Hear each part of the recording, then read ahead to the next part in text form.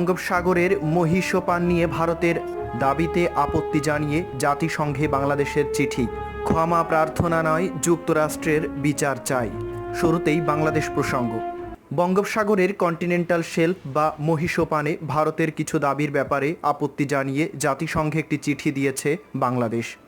এর আগে গত এপ্রিল মাসে বাংলাদেশের দাবির উপরে আপত্তি জানিয়ে নিজেদের কিছু দাবি সমেত জাতিসংঘে চিঠি দিয়েছিল ভারত।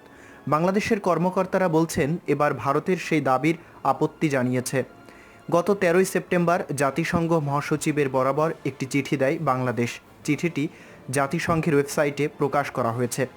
গত এপ্রিলে জাতিসংঘের মহীসোপান নির্ধারণ সংক্রান্ত কমিশনে ভারত দাবি করেছিল যে বাংলাদেশ যে মহীসোপান নিজেদের বলে দাবি করছে তা ভারতের মহীসোপানের অংশ।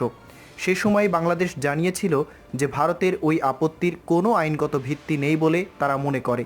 এই বিষয়ে কমিশনের সামনে নিজেদের বক্তব্য তুলে ধরার কথাও জানায় বাংলাদেশ। মহীসোপান নিয়ে যে দ্বন্দ্ব, বাংলাদেশ ও ভারতের মধ্যে মহীসোপান নিয়ে বিতর্কের শুরুটা হয় 2009 সালে। বাংলাদেশের পররাষ্ট্র মন্ত্রণালয়ের মেরিটাইম অ্যাফেয়ার্স বিভাগের সচিব রিয়ার অ্যাডমিরাল খুরশিদ আলম জানান, 2009 সালে ভারত তাদের সমুদ্র সীমা নির্ধারণের জন্য যে ভিত্তিরেখা বা বেজ পয়েন্ট নির্ধারণ করে তার মধ্যে দুটি বেজ পয়েন্ট নিয়ে বাংলাদেশের আপত্তি ছিল। 2009 সালে তাদের সমুদ্র সীমা নির্ধারণের সময় একটি বেজ পয়েন্ট ছিল বাংলাদেশের জলসীমার ভেতরে, আরেকটি বেজ পয়েন্ট ছিল 10.5 নটিক্যাল মাইল সমুদ্রের ভেতরে। নিয়ম অনুযায়ী সমুদ্রের পানির নিম্নস্তর থেকে বেজ লাইন নির্ধারণ করার কথা থাকলেও দুটি বেজ পয়েন্ট সেই নিয়ম মেনে অনুমান করা হয়নি বলে মনে করে বাংলাদেশ। সেই সময় ভারতের এই বেজ লাইন নির্ধারণে ভুলের বিষয়টি উল্লেখ করে উদ্বেগ প্রকাশ করা হয় এবং এটি সংশোধনেরও অনুরোধ করা হয়। এরপর 2011 সালে বাংলাদেশ নিজেদের সমুদ্র সীমা নির্ধারণ করে তা দাবি করে আবেদন করে জাতিসংঘের মহীসোপান নির্ধারণ বিষয়ক কমিশনে। পরে 2014 সালে সমুদ্র সীমা নির্ধারণ বিষয়ে ভারতের বিপক্ষে আন্তর্জাতিক আদালতে মামলায় বাংলাদেশ জয়লাভ করে এবং আদালত বাংলাদেশকে নিজেদের সংশোধিত সমুদ্র সীমা জমা দেওয়ার নির্দেশ দেয়। মিস্টার আলম জানান, 2020 সালের অক্টোবরে বাংলাদেশ সংশোধিত সমুদ্র সীমা জমা দেয়, কিন্তু আদালত সীমানা নির্ধারণ করে দেওয়া সত্ত্বেও ভারত এই বছরের এপ্রিলে বাংলাদেশের দাবি করা মহীসোপান নিয়ে আপত্তি জানায় CLCS তথা জাতিসংঘে।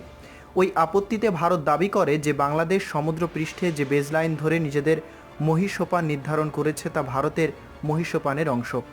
আদালত যখন সমাধান করে সীমানা নির্ধারণ করে দিল, তখন তো মহীসোপান নিয়ে ভারতের সাথে আমাদের আর কোনো দ্বন্দ্ব থাকলো না, কিন্তু ভারত তারপরও আপত্তি দেয়। এবার চিঠি দিয়ে আমরা জাতিসংঘকে মূলত এটাই জানাই যে ভারতের সাথে আমাদের মহীসোপান নিয়ে কোনো বিতর্ক নেই, কাজেই তারা যেন বিষয়টি বিবেচনা না করে, বলেন সাবেক রিয়ার অ্যাডমিরাল খুরশিদ আলম। তবে আদালতের সিদ্ধান্তের বিরুদ্ধে ভারত আনুষ্ঠানিক কোনো আবেদন করেনি, তাই মহীসোপান সংক্রান্ত তাদের দাবি আইনের সাথে সঙ্গতিপূর্ণ নয় বলে মনে করেন মিস্টার খুরশিদ আলম। সমুদ্র সীমা নিয়ে যে দ্বন্দ্ব ছিল তা মিটে গেছে আদালতের সিদ্ধান্তের মাধ্যমে 2014 সালে। এরপর তারা সিদ্ধান্তের বিরুদ্ধে আনুষ্ঠানিকভাবে আদালতে কোনো আবেদন করেননি।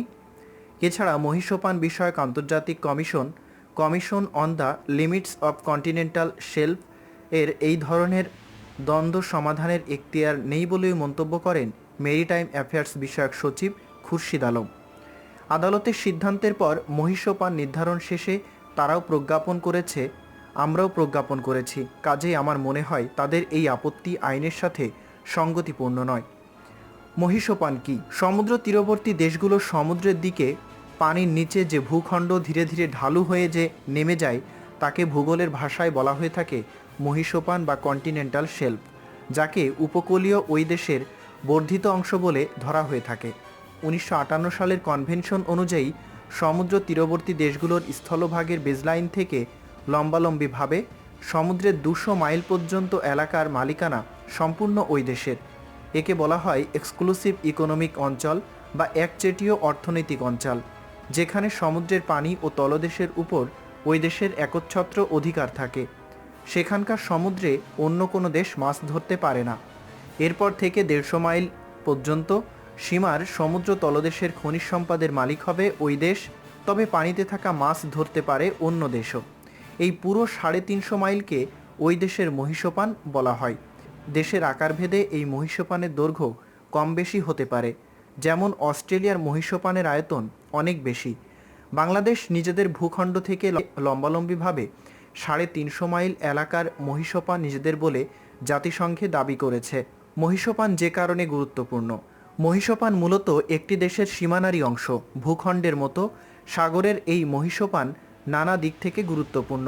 দেশের ভূখণ্ডের বেজলাইন থেকে লম্বালম্বিভাবে প্রথম 200 মাইল একচেটিয়া অর্থনৈতিক অঞ্চল বা ইজেড। এখানে যেমন একটি দেশের একচেটিয়া মৎস্য আহরণ করতে পারে, আবার সেখানকার সাগরতলে থাকা সকল খনিজ সম্পদের মালিকও হয় ওই দেশ। সেই সঙ্গে মহীসোপানের যে বর্ধিত অংশটি থাকে বাংলাদেশের ক্ষেত্রে, যেমন আরও 150 মাইল, সেটিও আসলে ওই দেশের একটি বর্ধিত অংশ। এখানে উদাহরণ দিয়ে বলা যায়, বর্ধিত অংশের পানি বাংলাদেশ সহ অন্য দেশ মাছ ধরতে যেমন পারবে, ফলে তার মৎস্য আহরণের সীমানাও আরও বিস্তৃত হচ্ছে।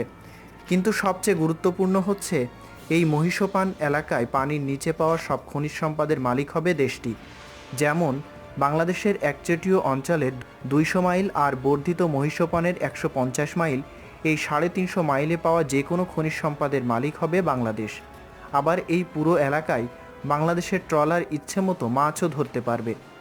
মহীসোপান সব দেশের কাছেই বিশেষ গুরুত্বপূর্ণ, কারণ সাধারণত মহীসোপান এলাকার ভেতরে তেল, গ্যাস বা অন্য খনিজ সম্পদ পাওয়া যায়। তা উত্তোলন খরচ কম হয়ে থাকে, ফলে সেটি উত্তোলনযোগ্য ও ব্যবহারযোগ্য হয়ে থাকে। ফলে এই সীমানা অর্থনৈতিকভাবে অনেক গুরুত্বপূর্ণ। এই কারণেই অনেক সময় মহীসোপান এলাকা নিয়ে প্রতিবেশী বিভিন্ন দেশের মধ্যে বিরোধ দেখা যায়। ক্ষমা প্রার্থনা নয়, যুক্তরাষ্ট্রের বিচার চাই।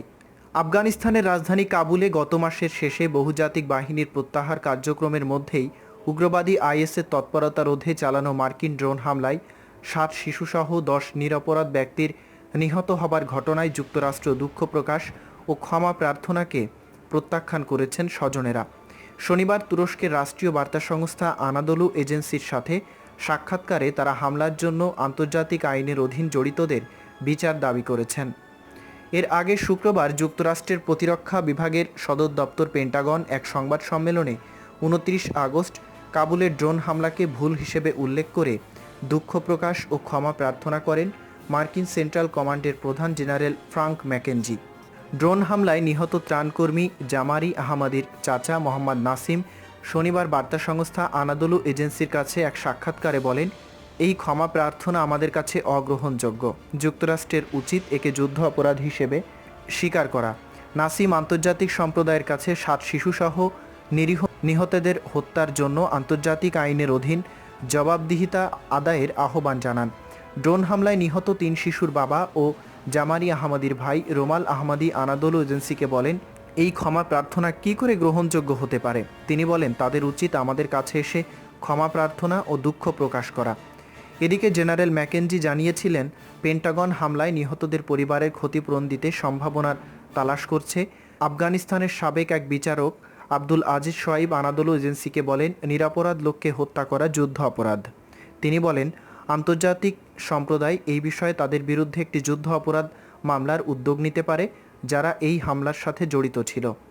চলতি বছরের আগস্টে আফগানিস্তান থেকে বহুজাতিক বাহিনীর প্রত্যাহারের মধ্যেই 26 আগস্ট কাবুলে আন্তর্জাতিক বিমানবন্দরে উগ্রবাদী সংগঠন আইএস আত্মঘাতী বোমা হামলা চালায়।